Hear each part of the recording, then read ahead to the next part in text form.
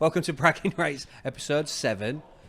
Sponsored by Flames of York and recorded at Tribal on Kingswood, the home of the pod. How are we doing this week, guys? Well, fellas. I think it's clearly much busier. People can see behind us the pub's open or everyone's going for it. Recording on a Tuesday evening. We've got music in the background we're trying to turn off. I think at least half of us have had terrible days. I think the two on the black and white side. I've had a bad day. We've had good days, haven't we? I've had an alright day. I've just spent it doing washing. Yeah, and I was watching Cheltenham winning some pennies, so we've had a good day. And I had a I nap. thought you said your last horse lost. Win-win. No. No? Said if it wasn't for the last horse, big odds at 50-1 coming in second, and I'd backed it, I would have been running at a loss. Ah, okay. Oh, the music's gone But off. you're not. Good. There we go. No, I we can doubt stop- anyone could even hear it anyway. And well, we can stop talking nonsense now. I just Okay. thought I'd fill that gap.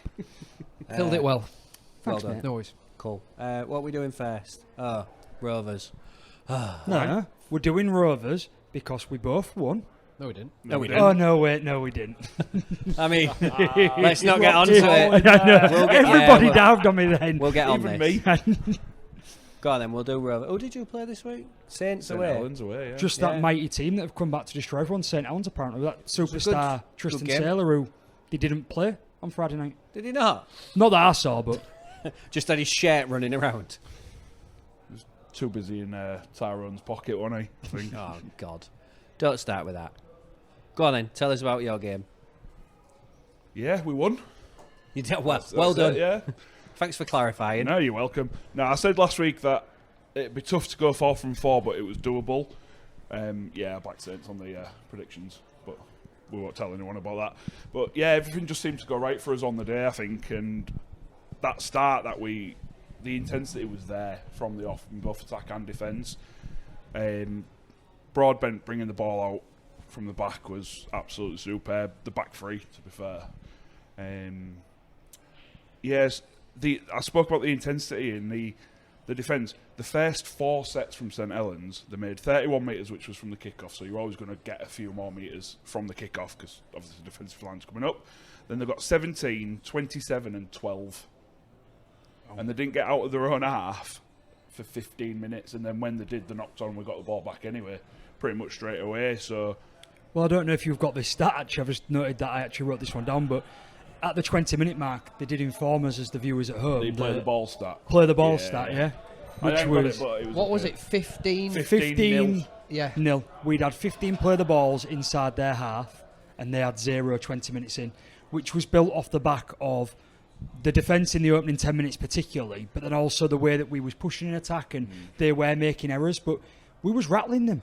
Their kicking game was woeful, and it wasn't because the players couldn't kick. It was because we was attacking the kicker with a ferocity that I haven't really seen from us in a long while, not since the days of like Scotty Morrell when we used to send him like Yeah. a missile at the kicker. But we had it as, I presume, was part of the game plan, and like there's no wonder at that point in the game the stats are so heavily favoured to us because we was very much on top. Yeah, we were, absolutely. And one of the other things that was pleasing, as well as the defensive intensity, for me was the calmness in attack. We had a lot of ball in their red zone, their 20 metres, and Rovers teams of the past will have tried to force it, tried to score, tried to do something silly, throw a wonder pass or whatever. But we didn't. We built that pressure. And I think that did benefit us towards the end of the game, sort of last 15, 20 minutes, because even though Saints were massively on top in that last 15, 20 minutes, it just didn't seem like they were going to score. It didn't feel like it watching it on TV. I've got Saints had a sniff. I've put down suffocated Saints. Yeah. Well, it felt to me on that sort of point that, because I was the most nervous going into this game.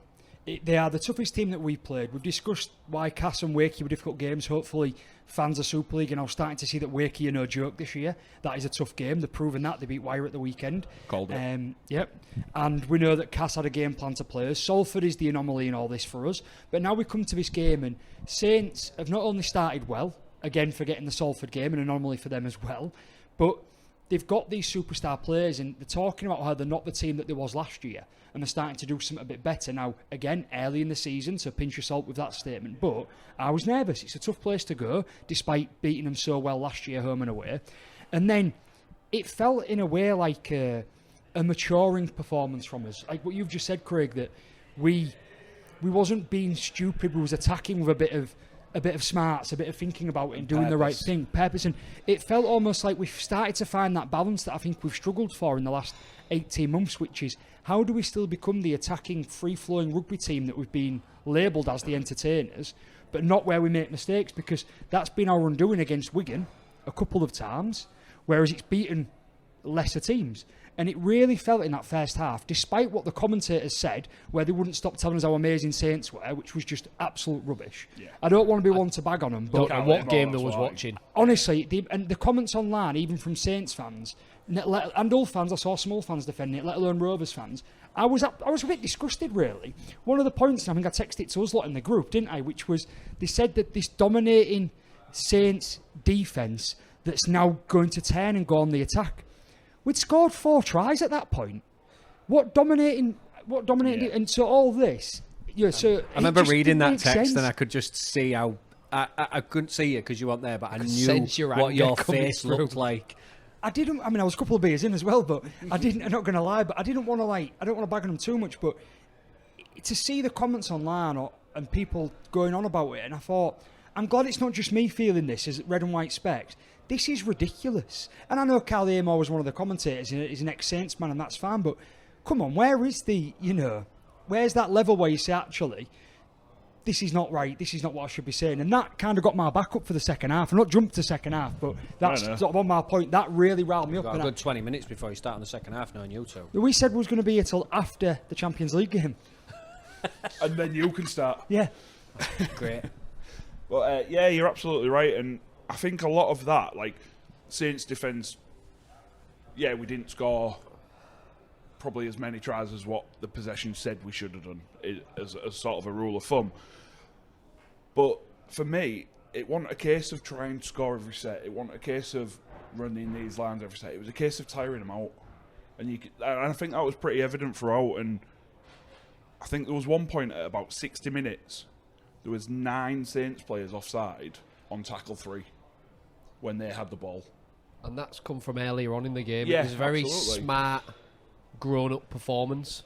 Everything you did, you had thought in. It looked like you had thought into every set. Every aspect of your game had been thought out to wear that Saints team down. And it was just, personally, from my point of view, I don't think the scoreline reflected how dominant you was. Yeah.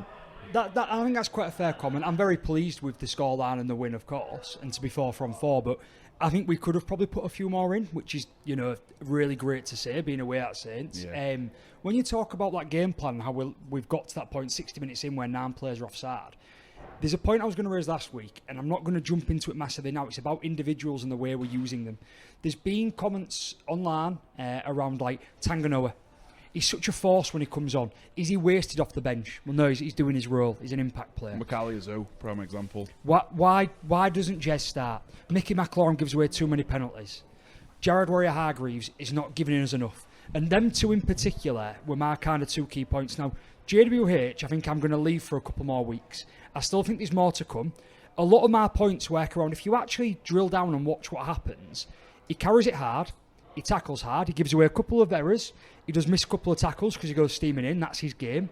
But the amount of times he has 4 and 5 men on him, and if you watch what happens a tackle or 2 later, he sucks in defences. He does it and Sue does it. And with them 2 running forward, he's actually part of 50-60% of the tries we've scored when he's been on the field this year.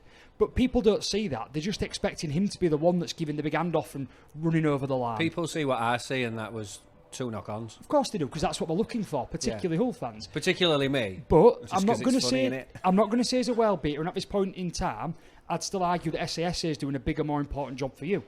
He is one of the best props in the league. So that's JWH. I want to talk about McLaurin more though, because this is more about the game plan. We bring him on and we utilise him for 15-20 minutes at the start, and everyone gets mad. Where's Jez? Bring him on early. We need Jez. He's going to be the spark that does it. People are not realising just how much work he does in defence and just how much he sets a game plan for us. He was part of the reason that Saints were bricking it in the opening 20 minutes because of the way that he tied in and he went flying in. He brought the forwards around him and he was making smart decisions. Going forward, he was great getting the ball out, but in defence, he trusts them on either side of him, so he does fly up and then the big lads come in. And yet he gets a real bad name because he's made a couple of errors. And it was actually John Wilkin who made a comment pre-game who been reading similar comments online about McIlroy and others and said, you don't sign Mickey McIlroy to win games for you in February.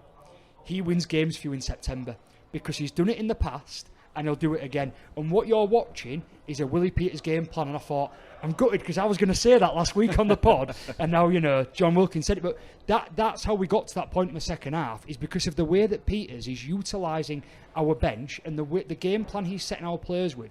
He's so shrewd and works so well that actually some of these players that are not getting the praise that the other players are getting while we're playing really well is undeserved. They should be getting the praise. They're doing a job they've been asked to do, in my opinion. Yeah, you mentioned about Jared missing a fair few tackles, but he's completing his something like 152 tackles in the start of the season in the 4 games, and he's tackling at around 90%. So that's not, it's solid. You can get your whole team tackling at 90%, you're going to be fine in defence. It's about playing for the man next year as well. So if he's going to miss one, has he missed one? We've conceded a try? No. Has he dropped a ball? Because I think he's now got 3 knock-ons this season, so that's just under 1 a game. Has one of them happened where they've given them possession, they've scored? Nope. No. And these things happen, the normal rugby errors. So they're just, particularly online, I get that, and we should ignore it, but pinpointing specifics of a person's game without understanding the full purpose. And I'm not ready to call him a world beater yet, but I am ready to start getting mad at people saying he's another Willie Mason. That is annoying. No, it's far from that. It's been a solid start from him. And like I say, more to come. And the fact that, is it Buzz Rothfield, the, journalist over in the NRL, he's imploring Sydney to buy Rovers out of JWH's contracts already. Have you seen this? Yeah. And that's... So Roosters got destroyed by 50-odd points. 50-12, I think. Yeah, opening game of the season. And they've gone into panic mode. And it's not just him not being there. They've made a few off-field changes. God, there's about 6 or 7 who left. It's big changes to start, to start the NRL. And they haven't really clicked. And now they're saying, almost arrogantly really, about the way they see Super League. Just go to Rovers and pay him out. You're missing that enforcer, that talisman in the middle. He was the guy. Go back and get him. And now, obviously, I think it's come from one bloke saying it. I think it's only Buzz saying it. No one else has. But obviously, articles have picked it up and gets a bit of traction, doesn't it? But, yeah, of course and I'm not going to turn around and say definitely what happened, because you said that about Liam Watts last week and then you signed him. So I didn't say definitely. I know. I'm winding. You wouldn't want it to. But I'm just saying I can't see it happening in my opinion. But we'll watch this space. But it does feel like it's more of a thrown out there comment than something realistic. Yeah, back on the game plan. I was listening to the after-match interviews with Jez, and they were speaking about the kicking game. And they referred to that 10 by 10 box sort of in the corner, sort of 10 in from the try line, 10 up. And we utilised it against Wigan last season when we had Jordan Abdul, and it worked to a T, and we did that again. And I think that sets, because it is easier to defend when you're defending 10 out from their line. You've got that intensity, you've got that want to get off line. You see it with every team, and I think pinning them back so much as we did was just an absolute masterstroke. But yeah, we've said in the past, obviously me and you as Rovers fans, and we've seen it's Rovers, we know what's going to happen. But that last 20 minutes for me, on the day, I didn't feel worried. Yeah, watching it back, and I thought, I'm going to be proved wrong here. I'm going to sort of get me put on edge a little bit. But even watching it back earlier on, it just didn't feel like that game was ever in doubt. No, I agree. We still have them same feelings because we've been through it so many times. But yeah, in that last 20, it was really good to see us close it out and to play the way we did. It felt the most Rovers performance similar to 2024 that has this year. It felt more like that team. It actually felt a step better in some ways. Like I say, that maturing, that way that we didn't try too hard in some areas. It felt that Saints made a lot of mistakes. We probably won't get as much credit for that because it'll be their mistakes, but a lot of it was our pressure. I did think that they didn't look very good in patches. So, again, not taking away, we wasn't beating a potential grand finalist in my eyes because they didn't play like that. Not on that performance, yeah. No. But they are still Saints. They are still a very good team, or meant to be. What kind of got me about it was I felt this kind of quiet confidence that we'd kind of made a step. And it almost made me feel quietly pleased about some of the signings that we've made, that maybe this is the team. And I know it's really early in the season and that's really kind of been really positive. But it did make me turn around and go, we can do this. to go 4 from 4 for the first time in our history in the top flight. Post-war. Well, the first time that we've been 4 from 4 in the top flight of rugby, the last time was 1985. Yeah. Which I mean, Them two with the big smacks. not it's just, but isn't it weird? Don't get It's carried weird. away. It's Can you weird. imagine though, like, because this is the way sport goes. Them funny things that happen, like obviously we used to love singing "You'll Never Win at Wembley" to you guys. Yeah. You went on to do it twice in what, 2 years? 2 years, yeah. Right? Back to back. And you've got this since 1985. You haven't won a trophy since 1985, right? And now all of a sudden, for the first time since 1985, we've gone 4 from 4. And now we've become that team where I don't feel we can win in terms of the way people view us. We beat Saints and It's we a don't whole seem thing. to get, It's a we whole don't thing. get the credit because Saints were poor on the night. We don't win and it's let's all laugh at Rovers and not who they thought they are. Rovers put a real good performance. The top of the league, the only team unbeaten in Super League this year so far. No one else can be unbeaten now. We still are there. And it's, Leigh you are. won't beat Wigan. Leigh is still Technically, unbeaten. yeah. With 100% record. Leigh beat themselves and we'll get to that. if we're splitting hairs.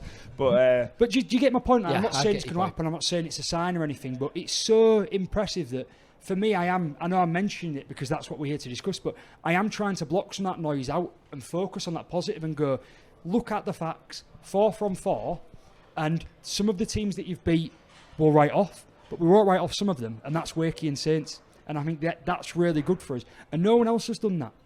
So and looking at the fixtures, there is a huge potential that we could go 8 from 8. We've got Leigh. Huge. That I said is a- potential. Yeah, Where have you got that's Leigh? a We've got claim. Leigh that. at home. Yeah, Then we've got Huddersfield away. yeah. Then we've got Wigan at home. And then we've got you guys, I think. I'd that look order. at going 6 from 6 and then No, a I'm set just from saying, there. Like, looking at them fixtures, there's potential. I'm not saying it's going to happen, don't get me wrong, I'm not. And I'm certainly not. I'm just enjoying riding this crest of a wave. I'm not saying this because it's Rovers. Like you guys you've had, I wouldn't say the best start to the year, but Yeah. you've got the 4 results that you needed at the end of the day, and that's what makes a champion team. But the way that we're going to play in, you ain't No, getting but close. with mate. it being at home and You ain't getting you know, close. we'll see. I understand your point, and we're not saying it's going to happen, but Leigh at home, we're at home, Yep. so that gives us the up. Huddersfield away, they're very poor so far this year. You'd expect us to do the job. no, now a little turn. Yeah. So then you've got the next 2 games, and they're the 2 banana skins. Wigan are, we keep saying it, they're so good and they're so They're tough the to beat, benchmark, aren't they? but they have to come to us. So if don't like our They result never do well aside at for the past Craven few Park. years, they don't like travelling No. to Hull. Yeah. And no matter who it is, struggles coming to Craven Park. There isn't a team that in the last 3 or 4 years has gotten that standout record because we've managed to turn it into that bit of a fortress. Of course, we've lost there. Don't get me wrong. I'm not saying we're unbeaten. So there's that, and I think that, and obviously the following week, and this is not getting excuses in super early, but the derby is a banana skin.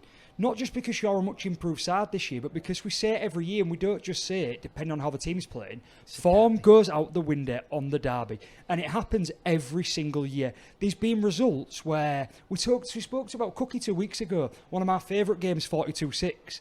We didn't have a right to turn you over like that in that game. We needed that to not finish bottom and to stay in the Super League. You guys weren't having your best season ever, but you weren't down in the doldrums with us. The week after, I'll be corrected if I'm wrong. The week after, we went to Leeds and did a number on Leeds. I think we beat them 30 odd points to Quite 6, something like that. convincing, wasn't it? I think Leeds went on to win the title 4 or 5 weeks later. So It's just, so that's what I'm saying. I agree with your point, but I do think that we'll get 6 from 6, like you've said, and then I could see us then being 6 from 8 because the Wigan game are very tough. However, and then the whole game, form goes out the window potentially. However, having said that, if anyone's got a chance, that we have got a chance to be 8 from 8 because that Yeah. isn't the most difficult next 4 games ever. No, definitely not. It's just how much the Wigan and the Hull games are going to take out of us before we play the other. That's the only thing. But I think we got to wire the week before the derby, so don't worry, we're going to be a bit worn out as well. Do you know part of my latest thing of our new segment when we play a team? I don't want to do what we used to have because you used to have Dickhead of the Week, didn't you? But I am going to I start. think we did that twice, didn't we?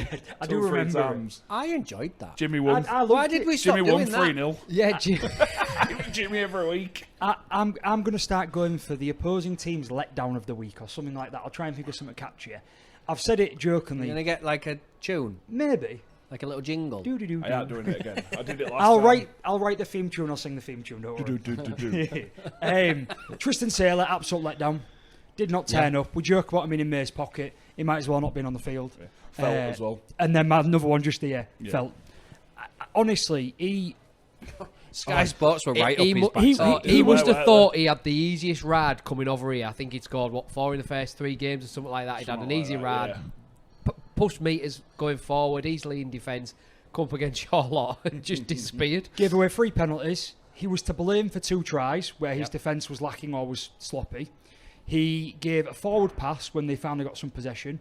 And then he also got done for not a bad high shot, but a very lazy swinging arm where he didn't get cited for it from what I checked, but where it just showed that he's meant to be this professional that's come over, he's going to be a world beater, and it just showed that he'd spat his dummy out. His toys had come out the pram, and he thought, this isn't the team I signed for, why am I not playing for them? And I thought, maybe I picked him just because the pundits were banging on about him so much as well, but I just thought, you've had a really poor game there. Yeah, definitely. So just a couple of final things on that then I don't know if this has happened before, or it might have done, but very rarely. Only 1 goal line dropout in that full game, and that was after 77 minutes or something like that. I thought, wow. But Budgie spoke about in the first half, he doesn't know how long the ball was in play for. He said, but it was grueling. Like it was fast paced. It was very, very energetic, and I think our conditioning showed there, didn't it? Yeah, massively. It showed that we can do that, and that's that match fitness that we've spoke about so many times on this podcast, but you don't always see because there are breaks in play. I think Friday night was a good example of where when there isn't any breaks, it does seem to be going on. You've got even the pros saying it's grueling. Absolutely. It's great to see that we are the ones that are up there that are standing that test of time. So, I was pleased with that. Yeah, and the housery, I'm not going to say the first part of that word, from Jez at the end to just punt the ball into the Saints' hands. If that was the other way around, I would be absolutely raging. But the fact it was for us, it's one of them things, isn't it, where it's like, the Jake Connor incident you guys probably loved at Craven Park, where he's running past the East Stand and it's like that when he's making a break and things like that. But we love it. It's part of the sport. It's entertaining. Yeah, just turned around 20 yards out and just absolutely levered it into behind the sticks. So, it wasn't the most... I think it'd have been easier for it to go to the touchline. Oh, yeah, it was about 5 from the touchline and 20 from the... John Wilkins, I think it was John Wilkins, like, it was just trusting his D. And there is a good example, a video that's going around. It's probably on X and on Facebook and everything. It's from a few years back in a rugby union team where they go to do the same thing, to kick the ball out the back. It hits the post and it comes back in. And the opposing, I think Featherstone do it as well. That was about 7 or 8 years ago, wasn't it? Yeah. So and it was for Featherstone. I can't remember who they were playing, but Featherstone scored from it. Oh, I did. This example's a union team. So he went to boot it out. Sliced it and it stayed in field, and I think it was Will Sharp actually chased it down, got the bounce of the ball, rolled out the tackle and managed to score. I think it was Ainscough who used to play for Wigan. Yeah, it might have been Batley actually, Batley and Fev. Yeah, that's a good shout. Oh, wow. But digging deep there, aren't we, Craig? Yeah, we are. Yeah, showing your age. I think I need a nap after that.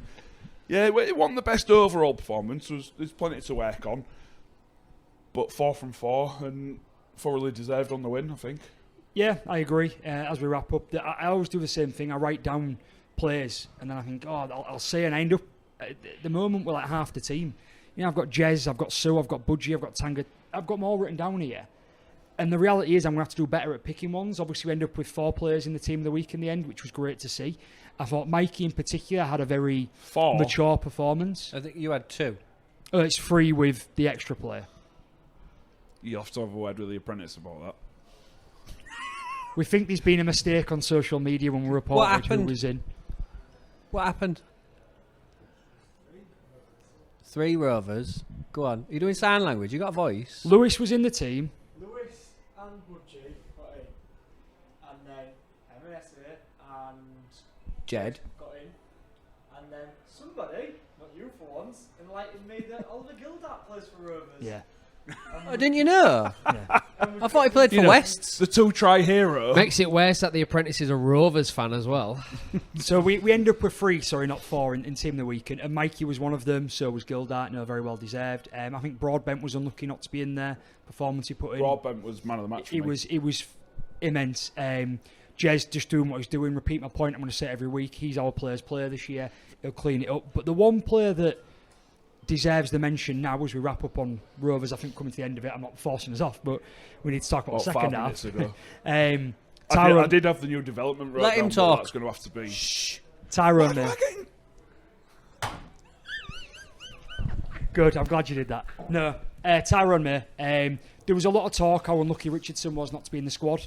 You know, not We in the team, discussed but it not in the before the squad. game, yeah. didn't we? Yeah. We was very shocked. There was some rumours flying around about whether he's in Peter's good books or not. Our How- apprentice did a poll on Instagram story thing. Did he? Yeah, he did. I voted Yeah. on it. So did I. Well done. I don't vote anymore. 'Cause Not get got silly answers Instagram, back. so sorry. But yeah, It was the Times, Dean. May end up having one of his best performances in a Rovers shirt. All right, he didn't do it in a final. He didn't do it in a big game. It's still a semi-big game in points Saints of who away it is is. It's Saints a big away. game. He was still that amazing defensive player that I keep saying he always has been. One of the reasons I love him at centre. But he actually did a lot going forward as well. And it allowed Mikey that space to do what he wanted as well. And I thought that we actually, for one of the first times in a good few months, meaning last year, not just the first month of the season, we saw a half-back pairing that can do something, but May has to play at that level consistently for me. But he does deserve, because we've bagged him a few times, he deserves the plaudits for Friday night because he was very good. That's fair. Me more than most as well. Yeah. I thought it was very good, and I think I put on the group as well. It's probably the best game I've seen him playing a Rovers shirt, but he's got to do that week in, week out. Yep. For you to get and win what you want to win, he has to do that week in, week Yeah. out. He can't leave everything for Mikey to do. I agree with that. Can't argue. Yep, fair. So yeah, Yeah. over to you guys. Cool. Are we ready? You're going to press the button. Tell me when you've done it. There we go. All right. So this, Patronising little geek. this week's episode, same as last week, sponsored by Flames of York. They supply all styles and brands of fireplaces. They do traditional, modern, and the surrounds from limestone to marble and everything in between. You can create a stunning new focal point with a gas, electric, multi-fuel or wood-burning stove to provide phenomenal heat and efficiency. And they've got more than 150 of the best fireplaces and stoves available on display from a whole heap of manufacturers. So yeah, check them out. They're in York, obviously, Flames of York. Not got the address in front of me though, so I feel quite bad about that. But I give them enough, didn't I? Yeah. You can pop their address on later, let I people can know. find it. Tell them later on. Hold on. will- 37 Layerthorpe, York. It will begin and with they've a got Y. parking out front. The apprentice had it. Did he? Yeah, he was there. You said I'm not allowed to call him the apprentice anymore. Anyway, are we naming him? Because Yeah. he did a Bitch. really good job last week, and he's No, done he an didn't. all right job. Apart from No. his grammar. Apart from his grammar on Instagram, if anyone's seen it, he spells like a 12-year-old. People aren't built on praise. They're built on criticism. Leave the gopher alone. We'll discuss it in private. There we Wow. go. For anyone that ain't guessed, Josh, he might be related to the apprentice. Thanks, Mum. Go on then, let's talk about Hull. Yeah. Yeah? Okay. All right, Craig. Yeah. No, so the yeah. one that's on the front of it. So yeah. I walked away from that game frustrated, but also very happy. Would you like to know my top comment? Go on. FC showed more spirit in this one game than I saw in all of their games last season. Can I? So what Combined. I've got written is Combined. yeah. Even potentially, Yeah. Fair. Does that performance put a bit of respect back in the Hull FC name, and not from within the club, but from people outside the club? It's the first time we've been a standalone fixture this season, so everybody else will have been watching the game. If you're interested in rugby, I'm on Big Boy Sky as well, won't we? yeah, that's what I mean. Big boy Sky. Well, not that Sky Sports Plus trash. Baby that, brother that stuff. I think it's the first time we've had the opportunity to show people what we're made of this season, and not in a FC a back challenging, but is it showing that we're not a joke of a club like we was last season? I'm not getting carried away. It wasn't a win. It wasn't perfect. It was anything but that. But we're showing we are that piss take. It's not easy to come over to Hull and get 2 points anymore. I think it's very similar. Is that me just looking too much into it, or I yes don't- and no. from an overall fan's perspective, no, I don't think it is. And that performance for me showed showed me, and I think a lot of other fans of the club and a lot of other just fans in general, what we asked for beginning of the season. When people turned around and said, what do you want from all this year? I didn't look at league positions. I don't think many people did. Fans forum, people were saying they'd be happy with 8th and 9th, and I think realistically that's still the goal. But everyone asked for the same thing: spirit and determination and sort of a cohesiveness in the squad, and it's exactly what you saw in that game against Leigh. Yeah, just back on Dean's point there, yes and no. It's very, very similar, obviously different sort of context, but in the Tyrone May situation, it's, yes, you've played like that, but you need to consistently play like that.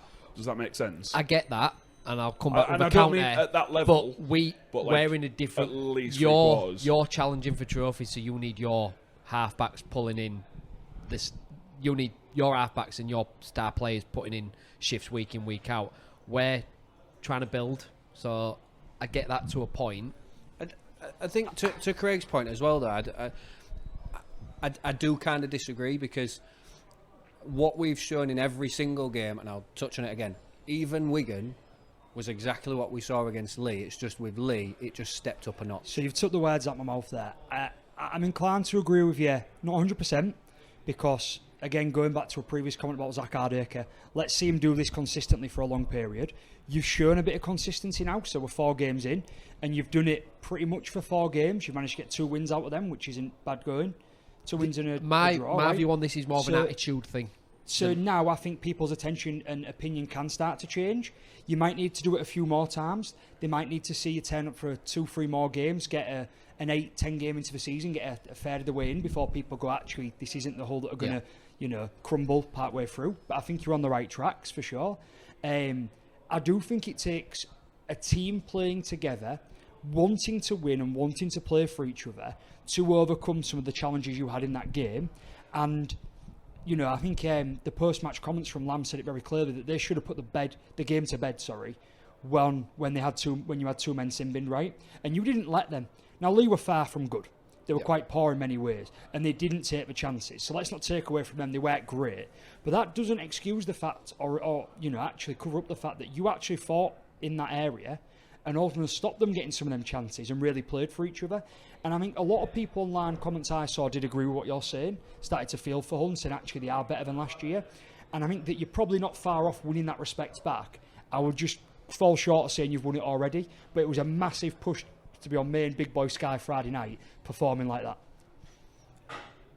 You just touched on, like, not with 11 men and things like that. We had every excuse to throw the towel in on Thursday, and no one would have batted an eyelid and said, they went down to 11 men, or them two, the sin bins weren't great, or the touch not touch. Leigh should have had a player sin bin because of the crusher tackle, but things went against us. Big moments in that game went against us, but we showed character, we ain't rolling over we ain't using that as an excuse. There was a will to win, and that's all I want to see right now. Like, don't get me wrong, like, yes, I want us to be winning, I want us to be in the same position as Rovers are, I want us to have an opportunity to have a derby in Vegas, that sort of stuff that's not going to come until a bit further down the line. But there was a will to win, there was a desire from every one of them players. When Caesar, in my opinion, quite rightly got yellow carded, my opinion, I know people don't agree, but I think Caesar's was a yellow. There was a desire from the rest of the players to fill that gap. Rapiner got yellow carded. That was a bit of a piss take, to be fair. That was never a yellow. But again, the players stuck their hand up and covered that gap. So I don't want to have a massive debate over the yellow cards. I don't want to take away from it. What I will say, particularly on, because the players did step up, Rapano's got to do better. He was stepped, right? He's getting beat of a line, he's thrown a lazy arm out, and he's hit somebody in the head. Whether it's gone neck, then head, right, is irrelevant. He's hit somebody in the head. It wasn't a shoulder that slipped up. As a leader in your team, someone that's come across with all them bags of experience, I'm sure he's embarrassed that he's got beat because he's playing at fullback. But he's panicking because of where he's been beat. Centre. At centre. Where his position he was for that play, he was in the fullback position as that last man at the line. That's where he was at the point. But point withstanding, right there, you've got to do better. don't give the referee a chance to make them decisions, whether you agree with them or not. And putting your hand out as someone's going past you like this high into someone's neck and side of the head, that is giving you a chance to get carded. What you've got to remember about that was we were already down a man at that point. So it's not just as simple as saying, yeah, you got beat, you should do better. Like, he's already trying to cover an extra bit of space because we're already down to 12 at that point. So there is that, you've got to give that little bit of leeway because he's already working harder than he was 5 minutes before. See, I disagree with that. Let 'cause Dean he was talk. in your own 10, so your fullback should have come into your line.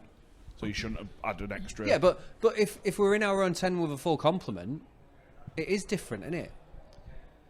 Going back to Yeah, but what he's you not just covering said, extra space. That's what I'm saying. Rapana has to do better coming over experience. Caesar as well. Now, for well, me, this is what made me laugh. It was the pair of them. I couldn't pick a better two players. For me, Caesar, just a yellow card. Rapana, not a yellow card. But we spoke about this last year when the referees were giving everything. We're giving referees a decision to make, and more times than not, they're going to go with the safest option, which is a card, a penalty. But then we go back to the inconsistencies and the crusher tackle, which went on report. Why, when the referee and the video ref have had chance to look at these decisions, is it going to... Why are they putting it on report? Just before you answer, my understanding of the report, putting people on report thing, was to use in non-televised games where the referee was of the opinion that something might have happened that he didn't see. So that's my understanding of it. If that's right, might be wrong, normally wrong when it's me, but if it's not wrong, how can you justify putting someone on report when you've got 8 cameras in the stadium pointing at what happened? It's not just for non-televised, though. Let's just be clear on that, because it can go on report where it may not be picked up, and it's also part of keeping the speed of the game up. Because if you can go to the referee and make a complaint, or the reference, we would be starting the game continuously. And we see it most often when there's biting or gouging. Yeah, but this was an instances. action of foul play, which was clear to see. And But the ref hasn't seen it, and I think that's But why you it's could. on report. I saw it on the screen whilst I was there. But when if- the ref doesn't watch the screen back. If No, the but ref, the video ref can. but But then then he you have can't to get stop the involved if the game. referee the game hasn't was seen stopped it. through injury. That's changing a full If rule. he can where stop the game when Caesar clips someone on the head or when Rapana Right. clips someone in the face, why can't he stop the game when Right. someone complains that they've been crushed? That's fine. So what we're talking about is a full rule change then, a change to the way the game's done. Because right now, we don't allow, in stoppages of play, the video ref to speak to the ref and say, you've missed something there. That isn't how it works. But it does happen. It happens all the time. Right. Only if the referee's Only seen if the it ref's already asked and then gone up asked for to ask video about it. evidence. But what I don't understand is, why didn't he ask? You got a player on the floor complaining that he's been crushed. It takes 2 seconds for the ref to say to the video ref, "Have we got anything here? Do we need to look at this?" The video ref can just go, "Bing, bing, bing. Look and at that. Look at that. Yeah, all right. I'm gonna give this a I bit don't more." disagree with your point. I think it's right. I think it was wrong what happened. We're kind of losing sight of your main point here of what we're discussing, because refereeing inconsistencies, absolutely. Disagreements over the 2 yellow cards you had, absolutely. Compare them to the one that Harry Smith got away with in Wigan. Didn't even get cited for when the Huddersfield team scored. Horrendous. Miles worse than the 2 that you got yellow cards for. But that isn't what we're discussing here. What I'm saying is you're saying that I'm saying your players have got to do better. If you've just had a player sent off or sin-binned, and in your instance sin-binned for a high tackle that he's probably feeling harshly done by, you think it might have been one, other Hull fans think it's not, your discipline's got to be paramount for that 10 minutes. Of course you're going to come under a lot of pressure. You're a man down. To be then flinging your arm out like that is so poor from a professional. So you defending Rapana, I think is a bit poor in itself. I'm not necessarily defending him. I'm not saying that what he did was right, or the fact that he got done, was good, or that maybe it was the best tackle in the world. I'm not saying that. I'm just saying I don't think it was a yellow. Okay. It was poor, but it wasn't a yellow. And I don't he think made the referee make a decision. I don't think if a player's just been... When you watch a game, how many times do you get frustrated watching Hull and you're playing any team and they're slowing the play the ball down loads and the ref's not giving it, and we'll do it when it's our turn to attack. Do it once until you get penalised, right? You know what he's penalising. You know he's penalised an on-the-line soft head high tackle because some people believe it's soft. As a team, you know that. and then one of your new experienced players is then thrown an arm out again.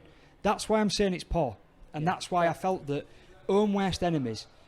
You know, you came so close on Friday night, really did, and you was your own worst enemies at times as well, and that's an example of where. And you've got to expect more from a Parner and Caesar if they're going to be leaders in your club. When you're trying to build from the bottom, these things are going to happen. Of course they are. One more thing, we have had an admittance from the RFL that the officials got it wrong about the touch, not touch. I know. Really? Obviously. No way. Who'd have thought? I know. But onto the game itself. We don't want to spend too much time on. We have spent too much time on the refs. Yeah, we spent more time than It's I a sign of your game, though. There was so much that happened other than the game. I'm not surprised we've spoke about it so much. And I hate seeing it online. Sorry, that after a game where all the fans are out, the refs are a joke. They've ruined it and all. I'm like, concentrate on us a little bit more. And I know we've just spoke about it. I think the thing for us is because we fought as a unit and we dug in when we wear down players and I mean, what did we do? Charge down 2 drop goals as well in 3 Golden drop Point, goals. 3, like in the 80 odd minute, you had Cust, Ashworth, Lane, I think. Absolutely heads down, gone. The determination, the drive, the will to win that our players showed in that game, it is frustrating when you leave because it's you take the yellow cards out of it, whatever. But it really, really frustrated people at the end with the Briscoe decision. We should have had a penalty to touch. At and least an opportunity to set up for a drop goal. And we didn't. And I think that's what's frustrating because it's like we'll take any point we can get. And don't get me wrong, I walked away from that game happy with a point because when I went into that game, I put us down for a Leigh win. So taking a point away from that, I was buzzing. Like 5 points from 4 games. We took 6 points from 27 last year. So, I'm not complaining, but it's that part of it where you think, we should have had that opportunity to set for a drop goal. Shows how far we've come. That would we've disappoint come with a on point. leaps and bounds. I'll tell you why I wanted one of your 2 teams to kick the drop goal. And I wouldn't have minded if it was you, because I felt it was a very scrappy game. I felt it was 2 teams that showed probably 40 minutes of good rugby spread out across the 80, 40 minutes of poor rugby in ways that probably not even good. That was the best example of a game where 2 teams deserved a point each.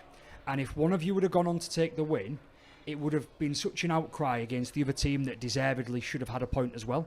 Whereas one of you would have took 2, that it might have kick-started a bit of a rule change for next year. And I know that's quite grand in saying that would happen, but it really truly felt that you was very hard done by at the end, but overall a draw felt really fair, and a point each seemed fair.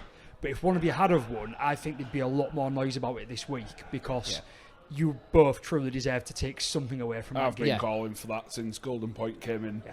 I keep referring team. to ice hockey, reluding. That's like a mixture of referring and alluding, but yeah, I think if you go to extra time, you deserve something out of it. Simple as that. Yeah, I agree. Did you notice what Leigh did right at the end as well, by the way? I only noticed this back on a bit of a rewatch. Do you know they had when they got the ball back from Briscoe, saying that Leigh got the ball, didn't they, when Briscoe clearly was in touch, it should have been your ball. They took a tap when the can kicked to the corner. And I don't understand why It's not a penalty, is it? I thought they'd given it as a penalty. I thought he'd given it as though Briscoe caught the ball and then took it into touch. Yeah, he that's did, what I thought. He did. So then what's the decision there? That's tapping it. Or a scrum. Tap restart. So it has to be a tap. Yeah, it's not a penalty. Oh, I've misunderstood what happened on the commentators. I misunderstood. Don't what worry, they the said. refs did as I well. think everyone Yeah. in the stadium misunderstood fine. what happened. So, cool on then. Let's talk about players. Dean's got some good stats written down. Couple of good stats. Amir Burrow, 61 tackles, 1 miss, and 98.4% success rate. And I think this is the highest we've had this season. We had 7 players over 100 metres. Now, I don't know if that helps playing the extra 10 minutes. We didn't have no ball in that extra 10 minutes, so it can't have done. But a couple of players. Asiata went well for the full 80 this week, I believe. He played. And Liam Knight, He looked good.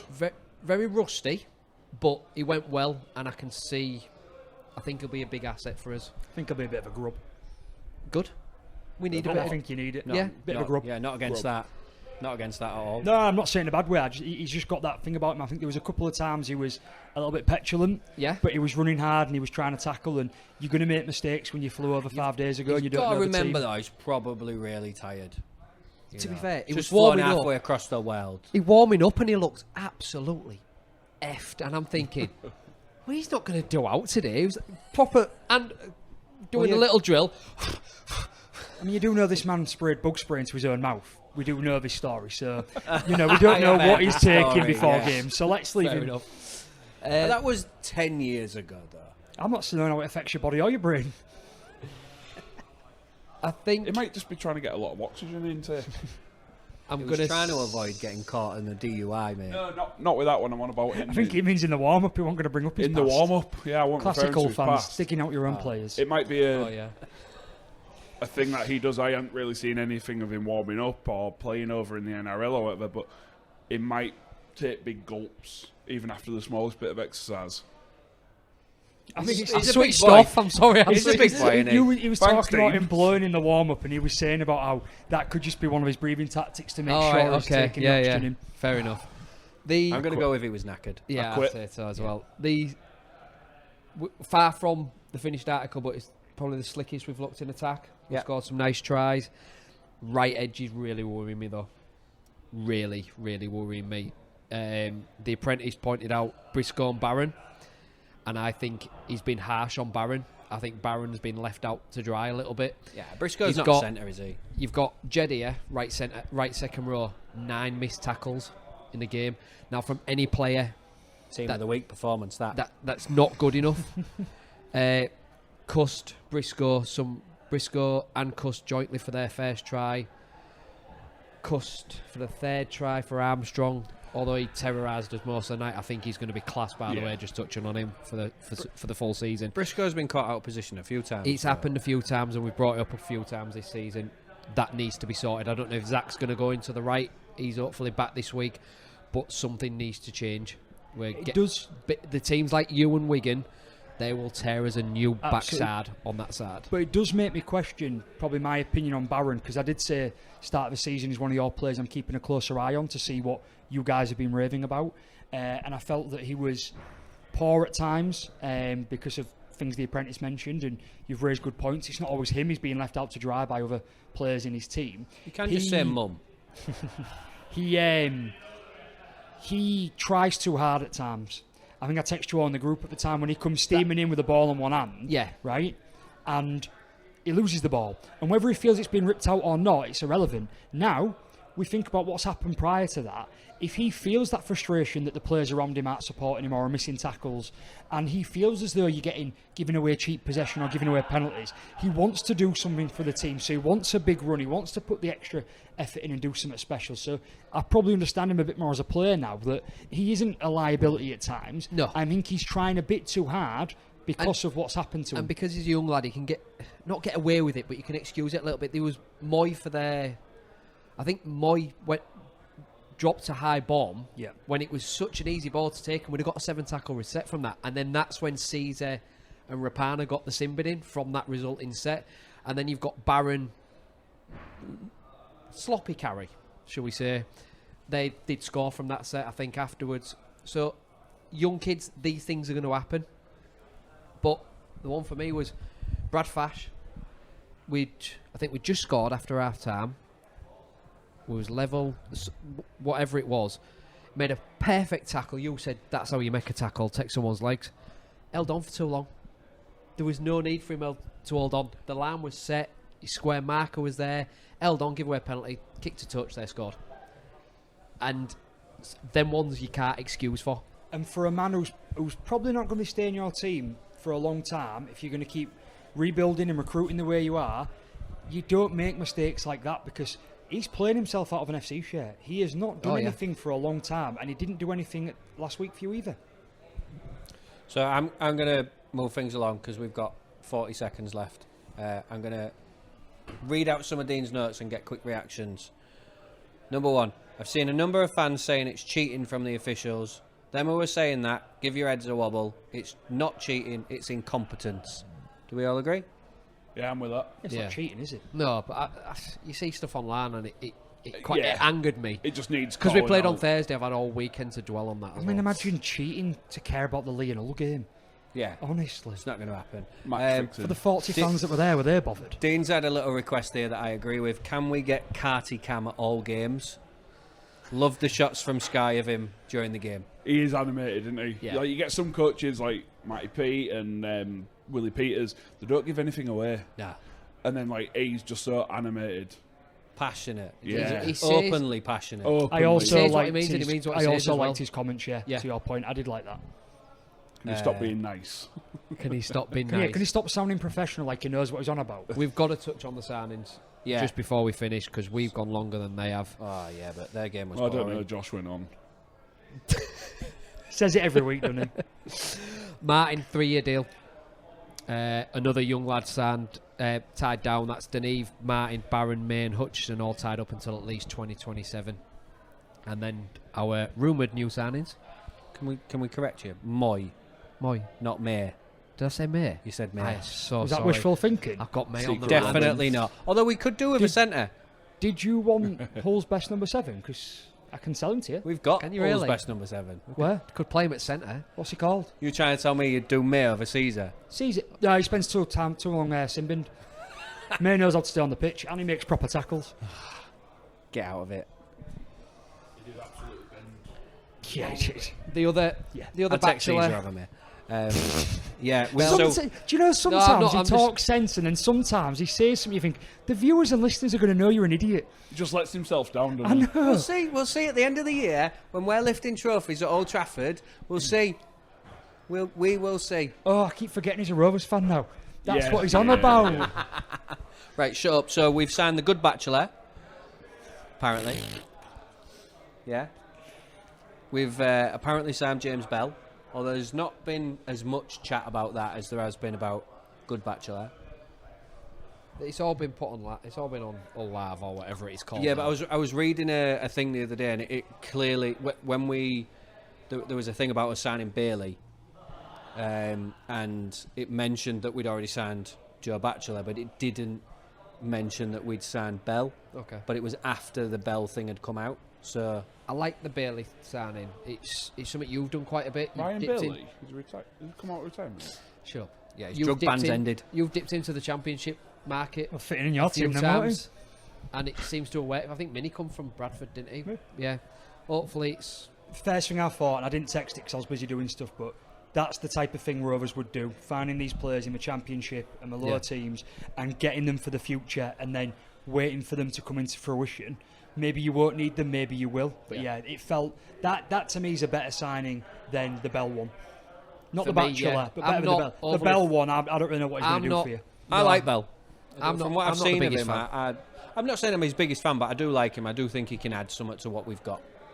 we'll see. He's an improvement on what we've got at the minute with Fash. Lane and Chamberlain, Fash. I think Bell's a better second rower than all three of them.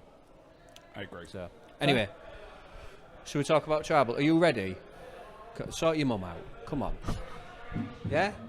I'm not ready. Have you done it? All right. So Tribal this week. First game of the week. We've got Rovers versus Oldham. No. Leeds and St Helens. Rovers out on telly. What? What are you on about? Are they not... Rovers Oldham here at Tribal.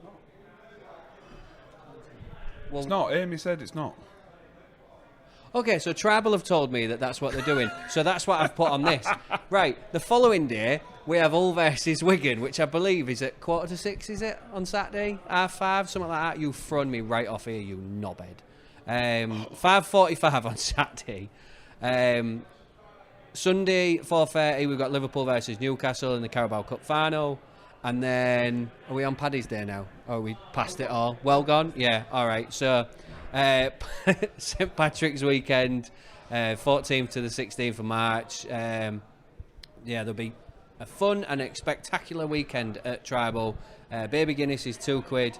Daddy Guinness, I don't know what Daddy Guinness is unless that's just a normal pint of Guinness. Maybe it's like a 2-pinter of Guinness because it's a big one. Big, probably one of the only 5 pubs in the country that have got Guinness. Irish music, themed cocktails, all that sort of stuff. And then the usual 15% off for pass holders of Ullam Rovers at Tribal. Whenever you want to come in, just make sure you make a booking. Thank you, Craig, for ruining that. I didn't ruin it. You ruined it giving the wrong information. I didn't ruin it. Tribal ruined it Right. by sending me the wrong stuff. I'll correct it normally for you. Tribal have not yet confirmed what they're showing on Friday evening. However, the Rovers and Oldham game is not on TV anywhere. However, the Sportsman on YouTube will be showing the St Helens game, and therefore there may be something around that, but they're not sure if they can show it yet, so they will confirm in the future, and that's why there was some confusion. However, obviously all the offers and deals still stand, and Tribal's still a great hub and place to be on Friday night for the rugby. On it as well, are we back on camera yet? Yeah, thanks. Something that we've not actually mentioned since we've been here. The food here is banging, by the way. If you come in, it is worth it. 15% off. The food is really good. I'll reserve judgment until they give us some to taste. No, we all had some before you got here Oh, late. did ya? Yeah, Yeah. if you'd have got here on time, you'd have had some. There was a feast on here, mate, honestly. I actually did say I'd be here for 5:30, and I think I turned up 9 minutes late. So if you've done so you're well late. to eat a full meal by then. He's in the well, sides of him. just a classic tradesman, aren't you? Never on time for your job. Josh is can't say carb loading. nothing. I'm just fat. What do you mean I can't say nothing? I'm not a tradesman. I'm allowed to be late. I'm carb loading to play golf. Tough I'm sport. carb loaded. I'm extra carb loaded then. What's next, Dean? Cup preview. We're going out. When You're at going what through. At what point are you going to hand the reins over for the schedule to Josh's mum? Right now. Yeah? No, not right now. We can't do it live. She can't come on camera. She's barely wearing anything.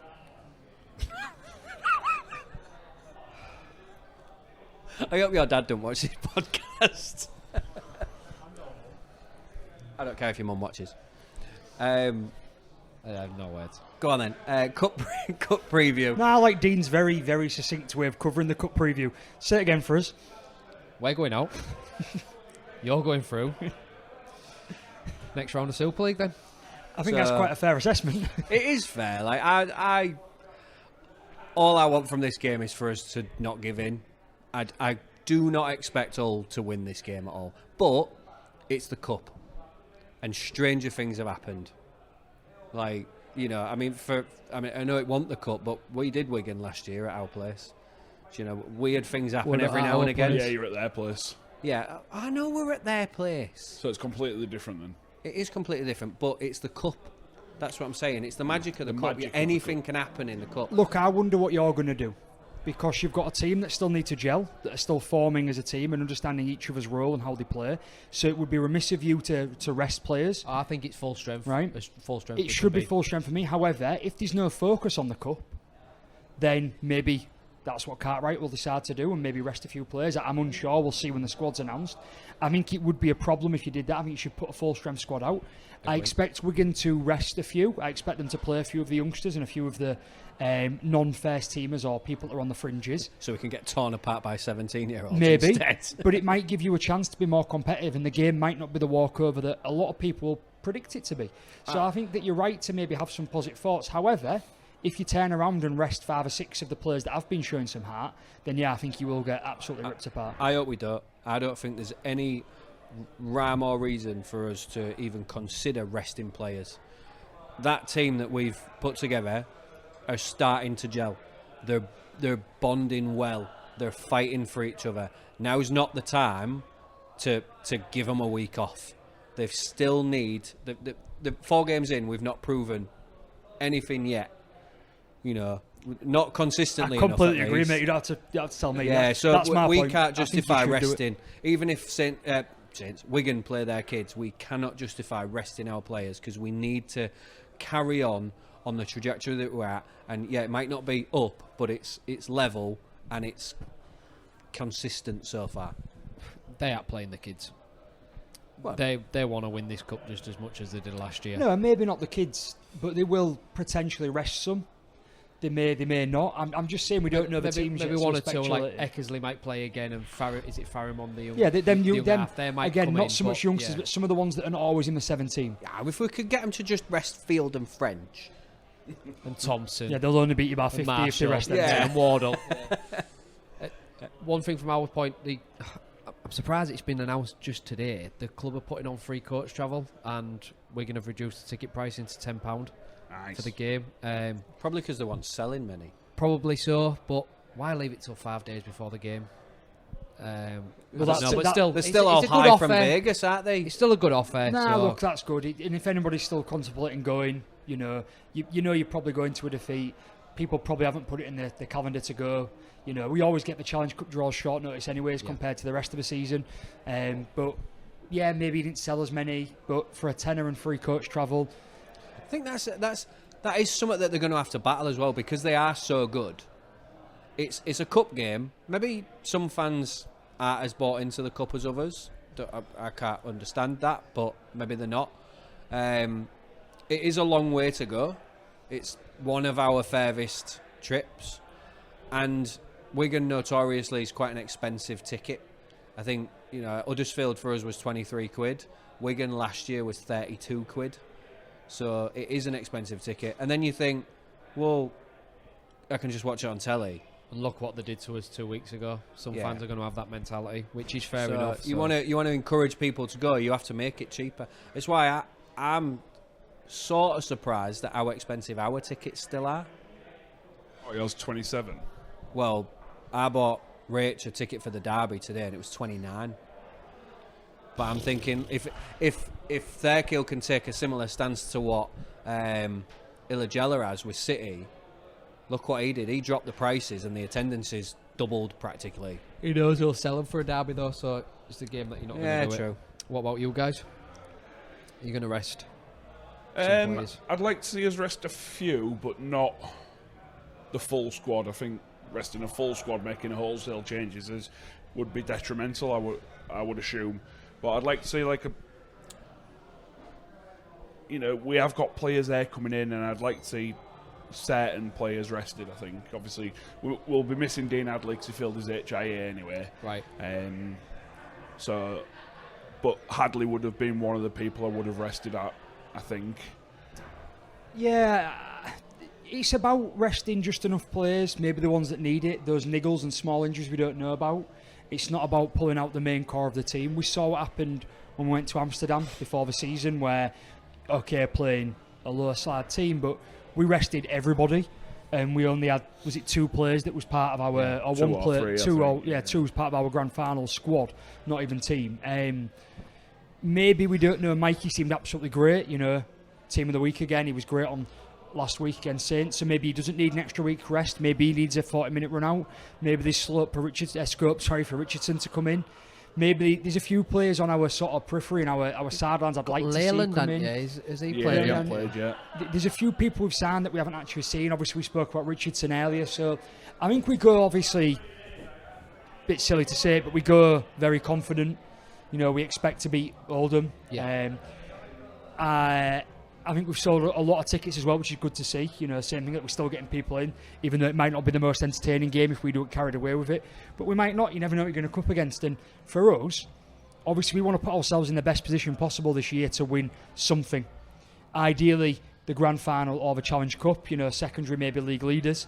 And it only works if you take everything seriously. And that means, and I don't believe Peters would ever do this, but it means that we don't make changes that don't make sense. Yeah. So you make like-for-like swaps, or you make changes that allow players to come in to try something new, whether that is to try somebody in a winger spot or to see if someone can play fullback for a bit, etc.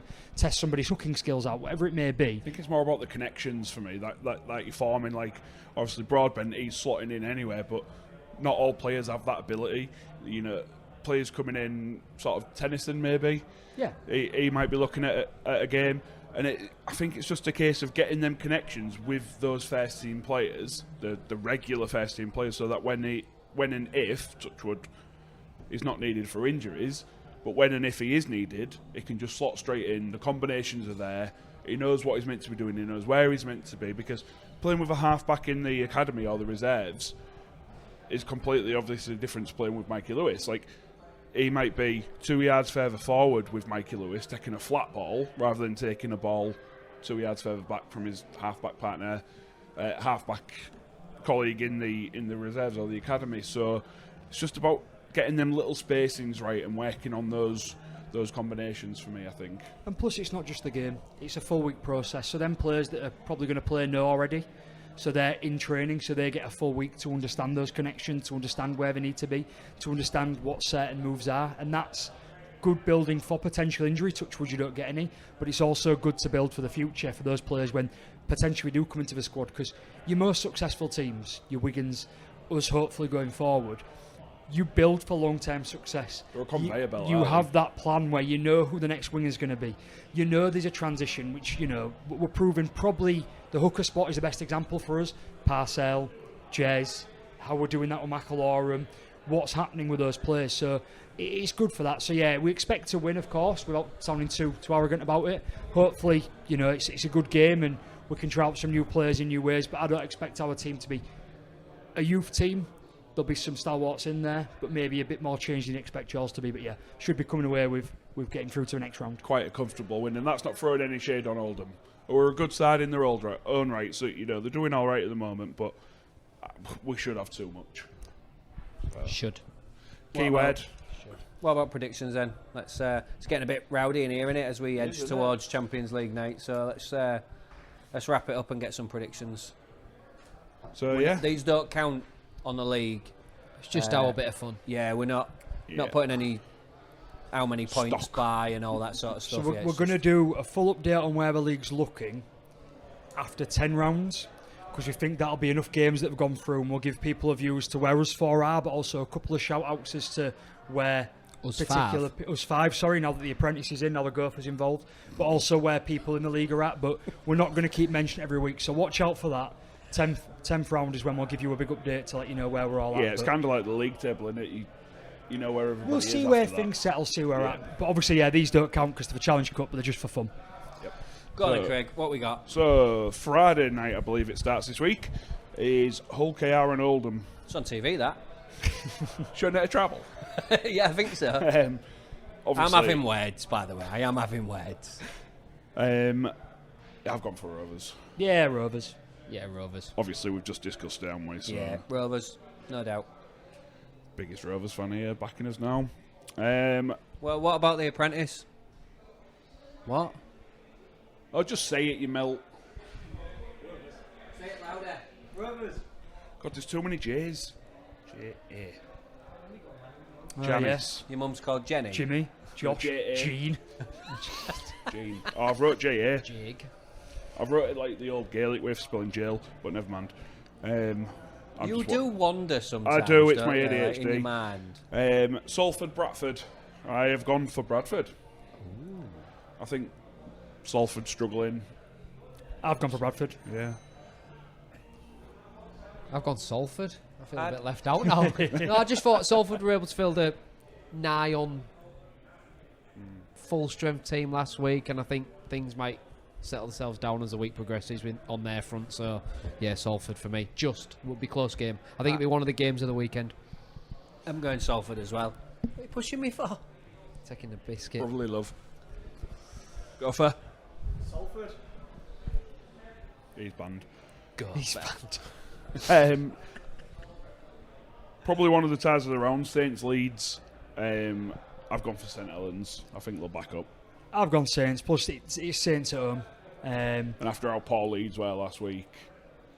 And look, Saints aren't easy to beat at home, we know that. But Leeds aren't Rovers, and they're not going to do it, so yeah, there you go. Saints. Just because it don't matter, I'm going to go Leeds. We should make these matter. Saints. Is allowed back in now. Okay. Widnes Warrington. Now, a few years ago, this has probably been a tasty tie, but I think Widnes have fell by the wayside a little bit, so I've gone for What Warrington. derby's this? Like the So no, not the heavy the woolen. woolly- That's Dewsbury and Batley, heavy woolen. is it? I don't know what it is. Is it the It's just the Get on wobbly it, win. Gopher? Google He's that. on it. Anyways, Oh, you're while he picking- does that, I've gone for Warrington. Yeah, Yeah, let's go Warrington. Wire for me. yeah. You can't can't pick Widnes really, can you? Like, No, a few years ago it might have been a different story with them being at home and things like that. But it's got to be Wire. Gotta go on my family's club, Widnes. What? We are, well, part of our family is from Widnes, and I thought you were Danish. no, there's some part of it that's Danish, a million miles away. You've got more nationalities than me, mate. Yeah, but I don't go on about it. I also don't get a second I'm with him. passport for no reason. But yeah, he found it. Yeah. Whatever. I know, I can't believe they Yeah, and accepted him that's- for a British passport. Just the Cheshire that's Derby, is that boring. it? I thought I had a Oh, proper yeah, I name. found out I'm Irish the other week. and that's why when we've mentioned before Shot of our Guinness. relative that plays for Saints who's on loan at Cass at the minute is because they're all based up there, Widnes way. That's Fair why enough. they're not down here with us. So yeah. Wigan and Hull. Obviously, we've discussed this already, so I'm going to go Wigan. Yeah, I think it'll be a real tough encounter. I think it's going to be a really close one, but Wigan might get the century. Next to bat, Hull FC. Yeah. Wigan. I am joking. I do not think it'll be like that. Say it louder. He was being This one, Chaotic tonight, kids. Let him speak. The Wigan Warriors. Let's take it too far, didn't he? give him an inch. This one I found really tough. Catalans Featherstone. I've plumped for Featherstone in the end. Have you? I have, yeah. Same. You just want cookies to come back on, don't you? Do you know what? I didn't even take that into account. I just thought Featherstone are going to be fired up for this. Yeah, Paul are back to you in Catalans. Long Hill buddies. I've got to go Catalan because it's in Catalan. It's just one of them things of like, I'd love to see it. I love the but the underdogs to win. Last but- lower league club that won there. First game of the season, won it? So God. More than what you did. we haven't played them yet. You did last year. Oh, look. I'm Catalan going for me. Catalans, yeah. Catalan. Huddersfield, Wakefield. I've gone for Wakefield. Yeah, I've gone for Wakey. Wakey for me. I'm going to go with Huddersfield. I just feel, again, it's the cup. They're at home. Wakey have had a really good start to the season. They might choose to rest some. You never know. Maybe they might discount. There's got to The be cup, some I don't upsets, know. aren't they? We hope. Yeah. It's nice to have some upsets. It's why I've gone for Leeds. Like at the end of the day, this don't count towards our league. No. This means nothing. This is a bit of fun in it. So I'm going to go for Huddersfield. Wakefield. And finally, Leigh versus Batley. I've gone for Leigh. Yeah, I've gone for Leigh. Same. Yeah. Leigh. That's that. That's that. We're done. You're going to thank the sponsors at the end of this week's pod. I did thank the sponsors, didn't I? Not last week. Did I not? No, we called you out on it. Ah, that's bad. That. Just need a little bit more sort of professionality from you. Be a little more organised. Okay, so thanks for listening. This week and last week was sponsored by Flames of York. Yeah, again, I just want to reiterate, we do really appreciate the sponsorships that we get. So it does mean a lot to us. But yeah, thanks for this week and last week, Flames of York. It will be a different one next week, but we'll tell you about that next week. And again, thanks to Tribal for letting us commandeer their upstairs and providing us with drinks. So yeah, from me, see you bye. See you, bye. See you, bye. See you, bye.